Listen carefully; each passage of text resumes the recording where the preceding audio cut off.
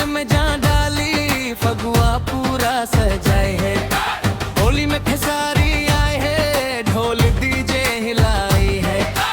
UP Bihar से दिल्ली तक होली का रंग जमाई है। लाल गुलाबी पीला नीला रंगों की बौछार हो रे। भैया भौजी सैया सजन सबका आज त्योहार हो रे। छत पे गूंजे होली गाना, गली में मचले शोर।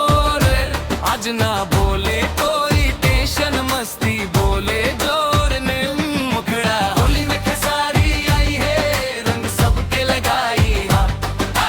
बच गान में जान डाली, फगुआ पूरा सजाए है।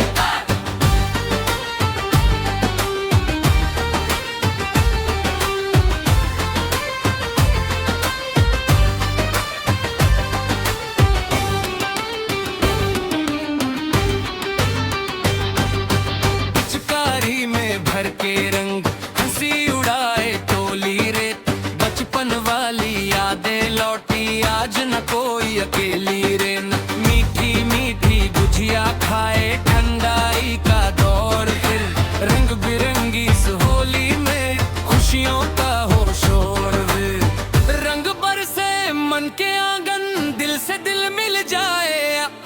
होली के इस पावन दिन में हर बम दूर हो जाए। अंतिम मुखड़ा